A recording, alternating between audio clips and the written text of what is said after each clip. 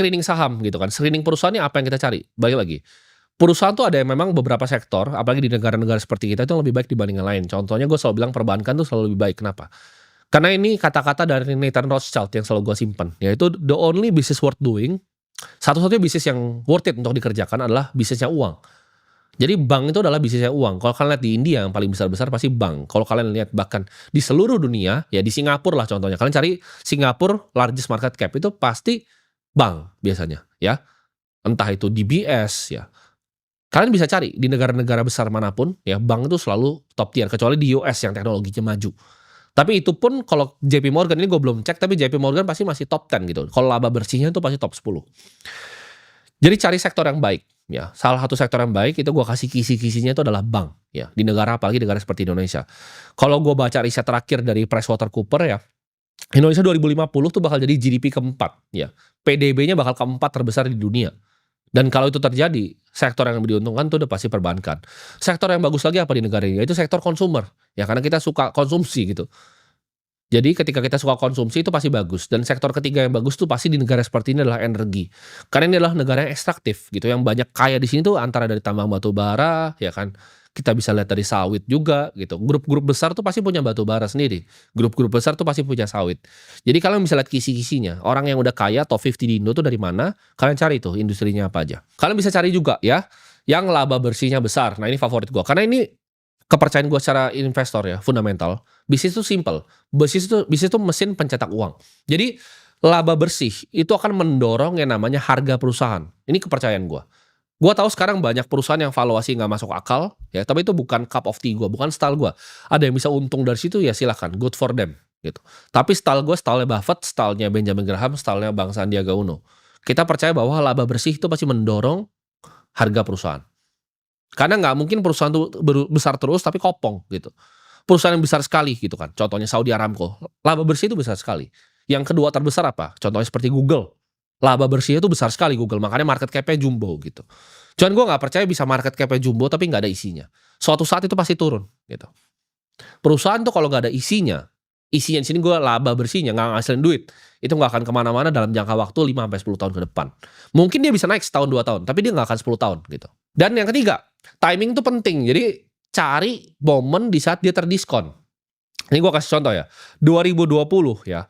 BCA itu setahun ya. Ini seingat gue itu sekitar 20-an triliun doang laba bersih setahunnya. Sekarang setengah tahun itu 29 triliun. Harganya tapi kalau kalian tarik dari 2022 sampai sekarang itu sama.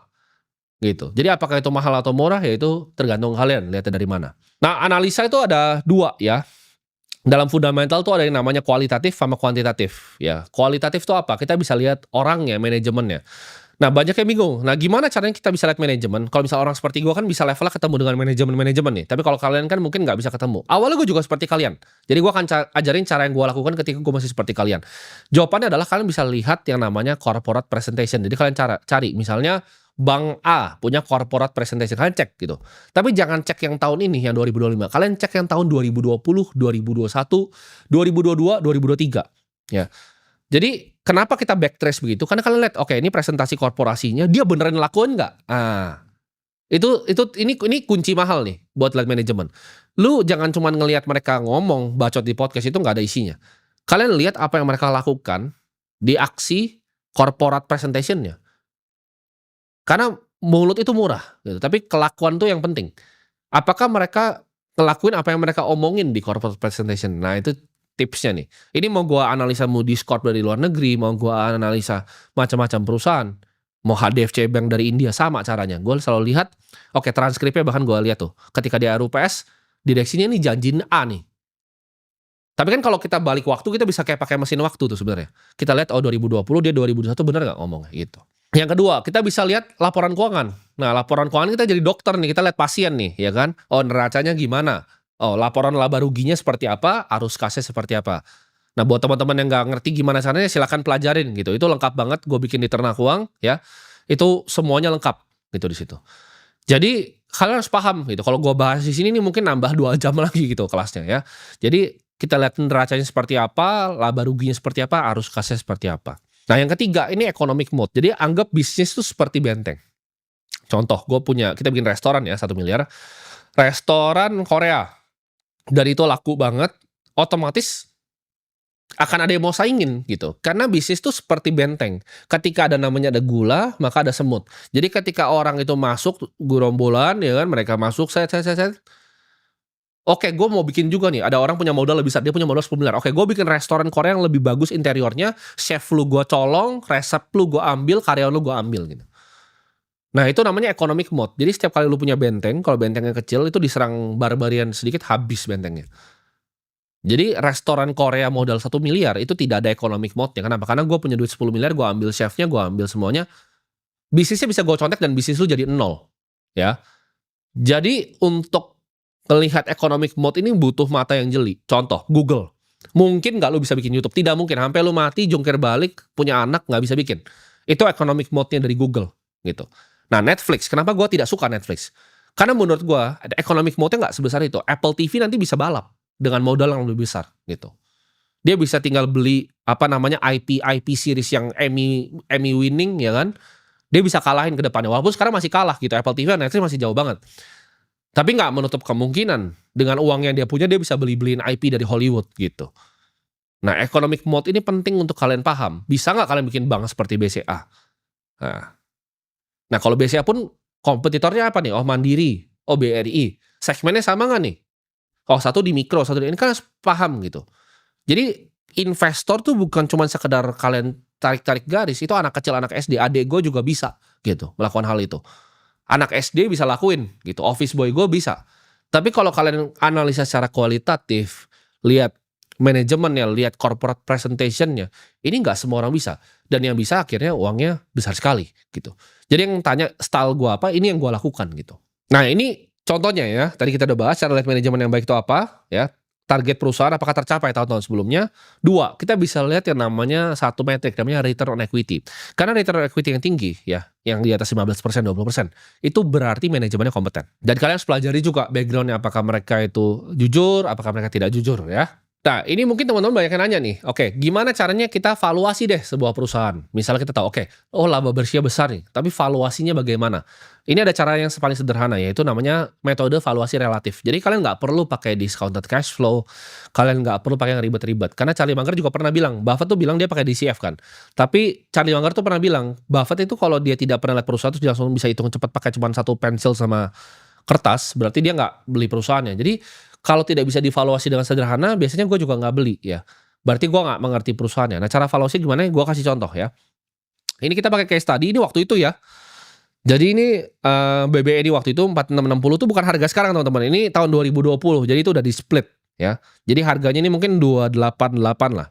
2.800. Kalian lihat ini ada garis-garis, ini kan ada 1,66 di sini. Ya, itu adalah rata-ratanya, meannya. Nah, dia udah di bawah tuh. Jadi kalau kita lihat pakai nilai buku aja itu di 0,75 dari nilai bukunya. Nah, nilai bukunya di sini kan ini kalian bisa lihat tuh, book value per share-nya itu 5920. Nah, 5920 itu kalau kalian nggak usah 166 deh. Nggak usah pakai garis merah, di bawah aja. Kalian kali 1 aja, itu udah di 5920, sedangkan harganya tuh 4660. Jadi kalau 1,6 kali, itu masih terdiskon sekitar 30-40%. Ya. Gampang sekali itu cara melihatnya. Dan terbukti gitu ketika kita lihat sekarang. Nah ini margin of safety yang gue bilang tadi. Kalau kalian teman lihat kan tanggalnya 7, 11, 20. Nah ini gue pakai dari masa depan nih. Gue dari masa depan datang, gue ambil dari laptop gue, Google, gue paste barusan tadi sebelum syuting video ini. Itu berarti harganya 2825 waktu itu ya. Dan sekarang harganya 4370 gitu. Jadi terbukti ya, apa yang gue sharing di sini tuh terbukti dan langsung bisa dipraktekin. 5 tahun lagi kita lihat hasilnya seperti apa. Jawabannya uangnya double teman-teman ya. Uang lu double, dan kalau waktu itu lu ngerti lagi marketnya di 6.000 lu udah jual. Uang lu udah lebih dari double teman-teman. Ya 2880 sampai naiknya tuh di 2024. Akhir kita lihat di sini sentuh harga di 6.000 gitu. Jadi apakah bisa mencari uang dari pasar modal? Bisa kalau ngerti ilmunya. Tapi kalau kalian nggak ngerti begini, kalian nggak ngerti apa namanya fundamental perusahaannya, kalian nggak tahu Bang BNI itu ngapain, loannya kemana aja, tier 1 capital rasionya apa. Ketika kalian harganya turun nih, misalnya dari 2825 itu kan sempat turun tuh sampai mau dekat 2.300. Ini gue cuma lihat kasar ya dari yang apa gue screenshot dari Google. Itu mungkin orang kalau misalnya dia pakai garis-garis, ini udah jebol nih ya, dia jual. Rugilah dia naik ke 6.000. Dia nggak punya konsepnya, dia nggak punya cara berpikirnya, dia nggak punya fundamentalnya gitu. Nah, gimana cara kita berinvestasi? Kan tadi kasih satu contoh, simple ya, Charlie Munger bilang dia cuma perlu 3 perusahaan ya untuk hidupnya selesai. Dia punya Berkshire Hathaway, dia punya Costco, dia punya Vanilla Lu. Jadi cukup 3 ya, kalau kalian itu punya teman yang pengusaha terus dia bilang, "Oh dia punya 3 usaha," itu udah banyak sekali, 3 tuh udah banyak sekali. 3 perusahaan tuh udah lebih dari cukup ya, 3 posisi aja ya. Terserah kalian ya, kalian coba cari sendiri pakai yang tadi gue bilang, cari yang murah, cari yang laba bersihnya besar, cari yang perusahaannya tuh punya, apa namanya, kita sebutnya economic moat, kayak kastil yang membentang luas, paritnya tuh jauh gitu. Kayak BCA tuh kastilnya tuh besar sekali gitu, lu nggak mungkin bisa bikin bank BCA. Tapi kalau cuma restoran Korea yang modalnya 1 miliar ya gampang sekali ditiru gitu. Ini waktu itu gue bikin contoh portofolio nih ya, ini gue juga baru lihat ya. Ini BCA, DSSA itu holdingnya Sinarmas ya kalau gue nggak salah, sama BNI. Ya kalian coba kalau kalian ikut kelas gue waktu itu mungkin kalian kaya raya kali ya. Gue juga mungkin waktu itu ikutin saran gue sendiri di sini ya, DSSA kayaknya naiknya luar biasa tinggi. Jadi, kalah nih gue nih ya, jadi sama dari 2020 sampai 2023 mungkin gue kalah nih sama portofolio yang cuman gue ikutin di sini ya. Jadi jawabannya adalah simple gitu teman-teman, beli 3 ya kalian hold dalam jangka waktu yang panjang dan luar biasa. Ini gue kasih contoh portofolio pas tahun 2020. Ini gue tuh masih anak 20 tahun nih portofolionya, tapi jago juga ternyata gue dulu. Nah, money manajemennya gimana?